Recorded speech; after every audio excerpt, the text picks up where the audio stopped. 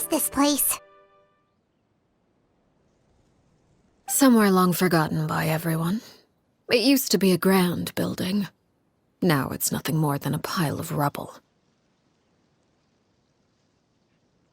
No one comes here anymore, nor does anyone care about what once happened here.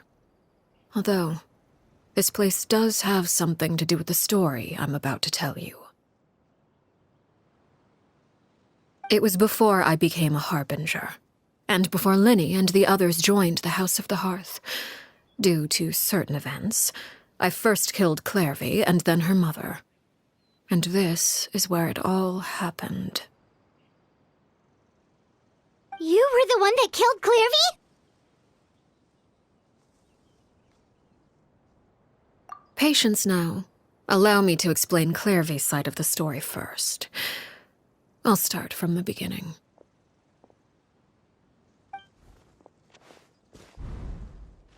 Clairvy was 6 years old when she was brought by her mother, Crucibina, to live in the House of the Hearth.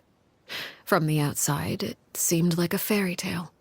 A thriving family made up of kind adults and friendly children.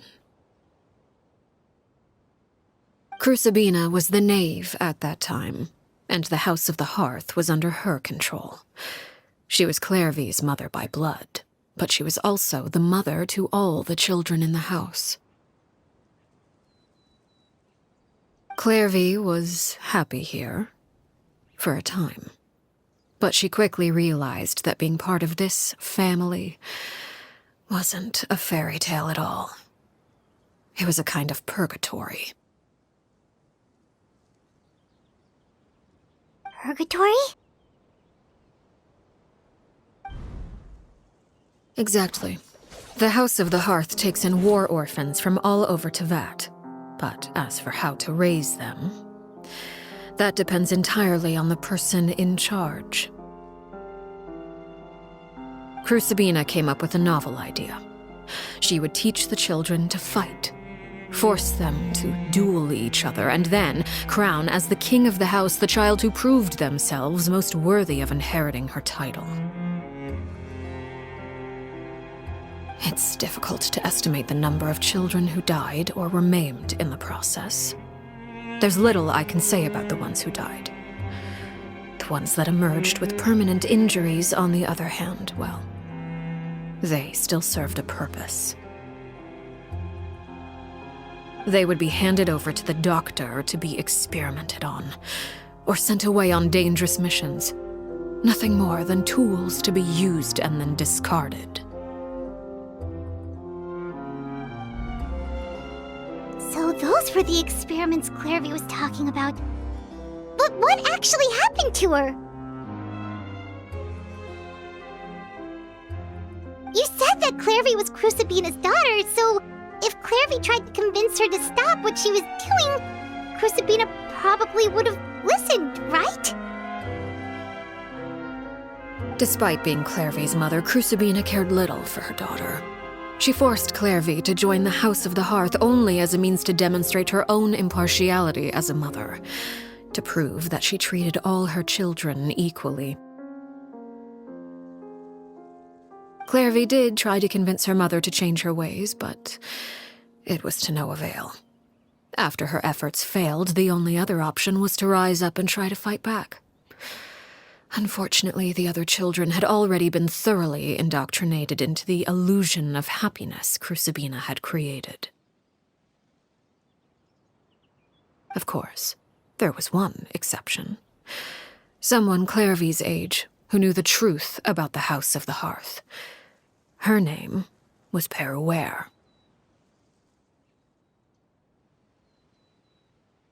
Wait, the friend that Clairvy mentioned? Friend, huh? I suppose we can call her that for now. Clairvy was a cheerful and passionate person with a tenacious spirit. Peruere, on the other hand, was rather cold-blooded. Her cold-blooded nature allowed her to see through Crucibina's facade. Yet, it was also this cold-bloodedness that prevented her from acting against it. At least at first. While Clairvy longed for freedom, Peruere was convinced that, amid all the fighting and violence, she would make it until the end. Despite their differences, the two became fast friends, united by their knowledge of the truth. Clairvy told Peruere that she hoped to create a real family, where no one would be killed or sacrificed. There may have been a certain naivete to her ideas, but Clairvy proved her determination many times over. She tried countless times to run away, ask for help, or expose the truth. But her efforts only earned her beating after beating. The only thing that kept her going was her strength of will. Even with her body racked with pain, she would still stand on her tiptoes and open the window at night. She and Peruere would look out at the moon together, a fierce longing for freedom shining in her eyes. But one day that light simply vanished. Oh no.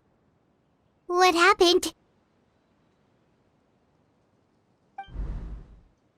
Her hopelessness resulted from a culmination of things. 10 years had passed. 10 years worth of failure after failure. She and Peruere weren't children anymore, but finding any chance to escape still seemed as hopeless as ever. It was during this time that Peruere suggested a new plan. If escaping was out of the question, why not take down the very person sitting on top of this throne of lies? Mother herself. Clairvy rejected that proposal. She claimed that, as a famous harbinger, Crucibina possessed an unimaginable amount of power. Trying to kill her would have an incredibly low chance of success. Clairvy never gave another reason, but Peruere could see it written all over her face. Clairvy still thought of Crucibina as her mother. Killing her own flesh and blood was a line she couldn't bring herself to cross.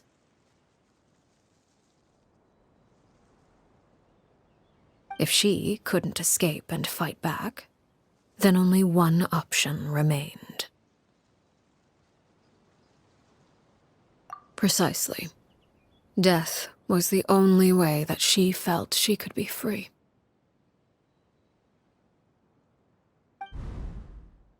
It happened during a duel. When she arrived at the dueling ring that day, her partner turned out to be none other than Peruere, the very person that had stood by her side all those years. It was a fierce battle. But ultimately, Clairvy decided to let Peruere end her life. From that moment on, Peruere's journey was one written in flames.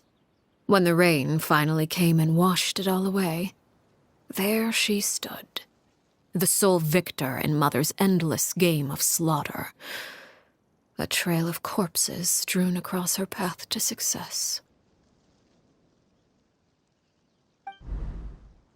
It was the very result she had predicted 10 years prior. Even then, she believed she would make it until the end. She wasn't surprised by the fact that she emerged as Mother's undisputed heir. Rather, her success left her with an inexplicable sense of restlessness.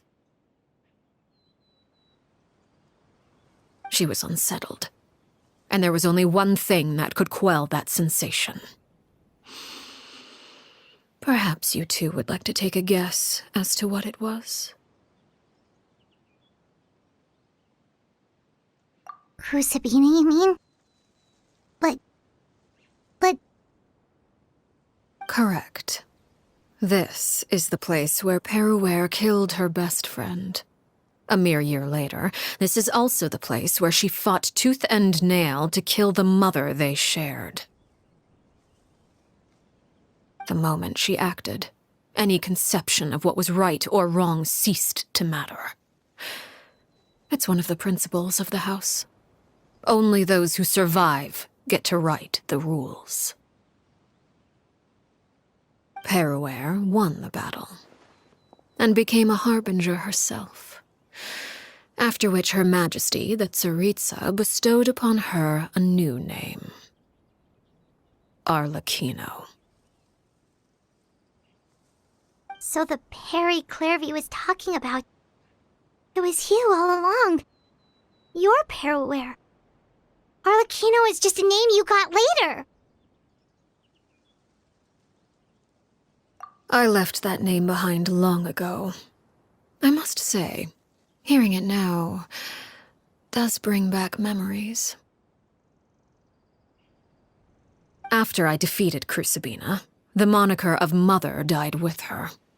I chose to forego the title she called herself and even chose to give up my own name. I rebuilt the House of the Hearth under a new identity, not only as Arlecchino, but as father. And that is where the story ends. Any more questions?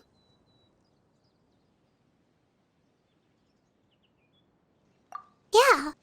Based on what you just told us, Clairvy wasn't a little kid when she was killed. So the Clairvy we met, was she really a spirit at all?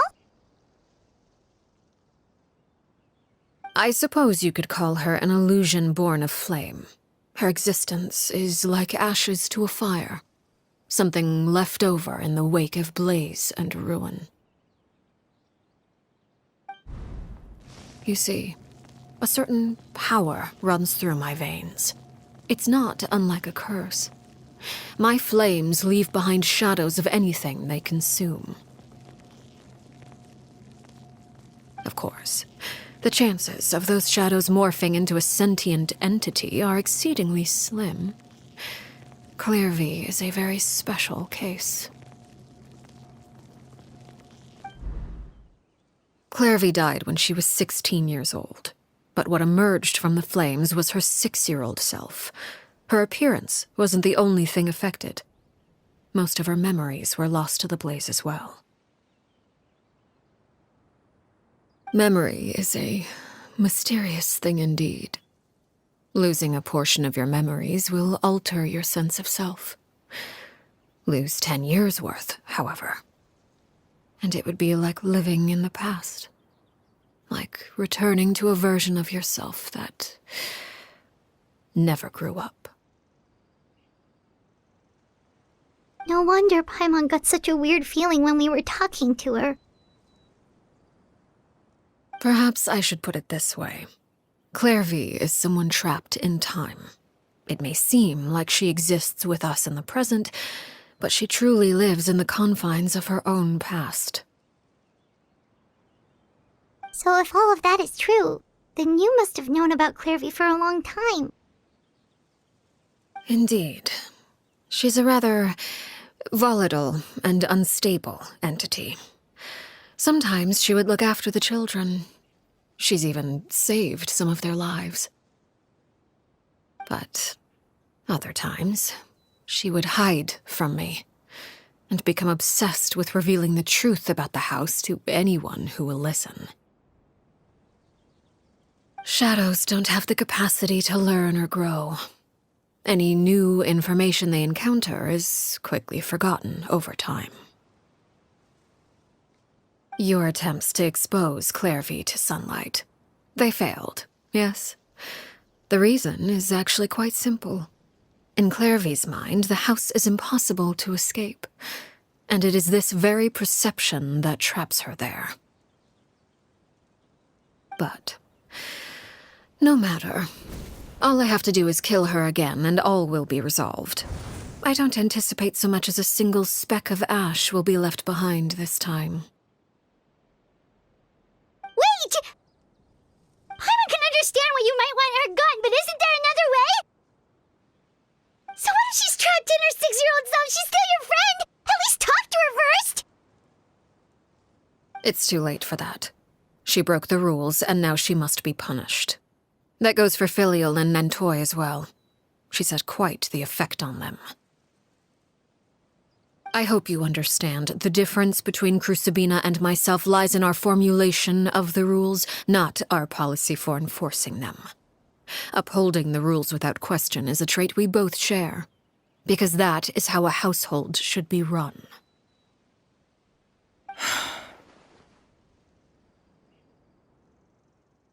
Is this really what you want to do?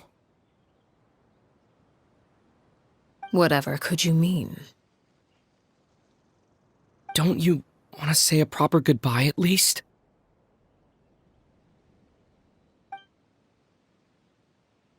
Whether as a killer or as a father, there are two things that must be avoided at all costs: anger and sorrow. Anger makes you impulsive. Sorrow causes you to waver. Well, it appears it's about time to proceed. Before we arrived, I told some of my well-behaved children to bring our troublemakers here by nightfall. I do believe I've kept my end of the deal. I gave your friends quite a bit more time. As for what happens now, we'll just have to wait and see.